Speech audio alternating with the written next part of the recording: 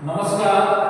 BEd प्रथम वर्ष के सेमेस्टर फर्स्ट का द्वितीय पेपर समकालीन भारत और शिक्षा, इसके अंतर्गत हम सार्वभौमिक शिक्षा के लिए प्रयासों के बारे में अध्ययन करेंगे।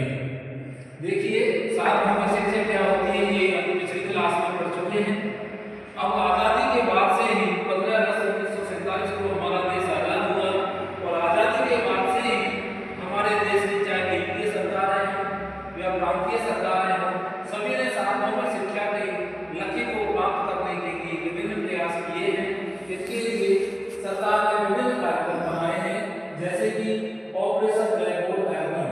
ऑपरेशन ब्लैक बोर्ड कार्यक्रम सन 1986 में शुरू किया गया और ऑपरेशन ब्लैक बोर्ड कार्यक्रम केंद्र सरकार की एक योजना है।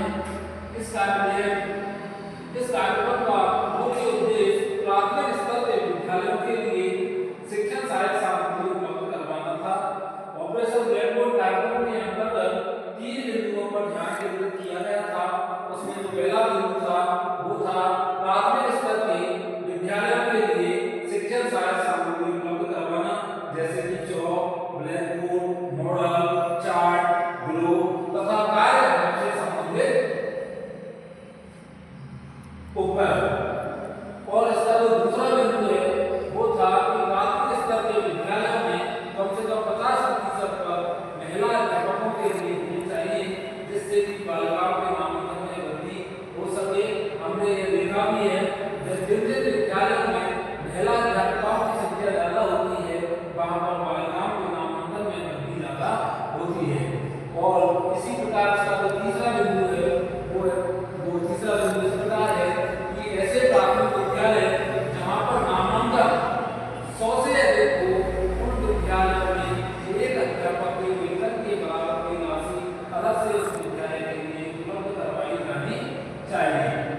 और इस कार्यक्रम को 7वीं पंचवर्षीय योजना के नौवीं पंचवर्षीय योजना के दौरान इस कार्यक्रम का विस्तार 6 से 8 तक के विद्यालयों के लिए भी कर दिया गया।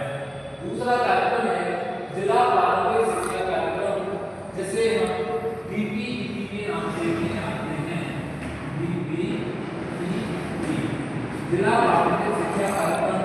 इस कार्यक्रम का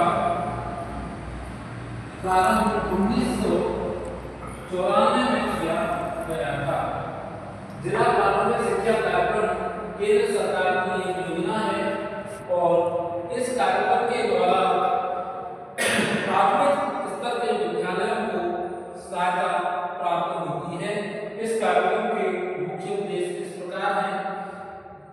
बीपीईपी कार्यक्रम के द्वारा सभी बालिकाओं को निःशुल्क शिक्षण सहायक सामग्री उपलब्ध करवाई गई तथा बीपीईपी कार्यक्रम के द्वारा ऐसे कार्यक्रम चलाए गए, चाहे वो औपचारिक शिक्षा के कार्यक्रम हो चाहे अनौपचारिक शिक्षा के कार्यक्रम हो, जिनके द्वारा छात्रों को प्राथमिक शिक्षा उपलब्ध करवाई गई तथा इस बीपीईपी का एक मुख्य उद्देश्य बच्चों की शैक्षिक उपलब्धि में 25% की वार्षिक वृद्धि दर करना इसका उद्देश्य था। तीसरा है सर्व शिक्षा अभियान। सर्व शिक्षा अभियान का प्रारंभ सन 2001 में किया गया और इसके अंतर्गत सर्व शिक्षा अभियान एक समयबद्ध कार्यक्रम है। इसके अंतर्गत निश्चित समय में निश्चित लक्ष्यों का निर्धारण किया गया। सर्व शिक्षा अभियान का मुख्य उद्देश्य सन 2010 तक सभी बच्चों को गुणवत्तापूर्ण प्राथमिक शिक्षा उपलब्ध करवाना था।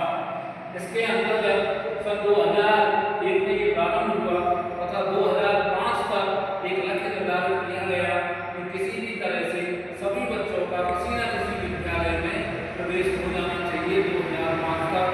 इसके बाद सन 2007 तक सभी प्रकार के सामाजिक तथा लैंगिक भेदभाव समाप्त करने की बात कही गई तथा 2010 तक सभी बच्चों को प्राथमिक शिक्षा उपलब्ध कराने की बात कही गई। मध्याह्न भोजन योजना, इसका प्रारंभ 15 अगस्त 1995 को तमिलनाडु से किया गया था। मध्याह्न भोजन योजना के द्वारा बच्चों को पोषण स्तर में सुधार करने की बात कही गई तथा इसके माध्यम से बच्चों को विद्यालय के लिए आकर्षित करने की बात कही गई। अगला है राष्ट्रीय साक्षरता मिशन सन 2001 में राष्ट्रीय साक्षरता मिशन प्रारंभ किया गया और इस मिशन का मुख्य उद्देश्य 15 से 35 आयु वर्ग के बालकों को शिक्षित करना था। कस्तूरबा गांधी बालिका विद्यालय योजना, कस्तूरबा गांधी बालिका विद्यालय का प्रारंभ सन 2005 में किया गया था और ऐसे स्थानों पर कस्तूरबा गांधी बालिका विद्यालय खोले गए जहाँ की आबादी छुपाई हुई है तथा उन स्थानों पर किसी भी प्रकार के विद्यालय नहीं है। इन विद्यालयों में केवल बालिकाओं के लिए ही है तथा इन विद्यालयों में SC, ST तथा OBC की बालिकाओं के लिए 75% पद रिजर्व रहते हैं तथा 25% पद BPL वर्ग के परिवारों के लिए रिजर्व रहते हैं। तो ये सार्वजनिक शिक्षा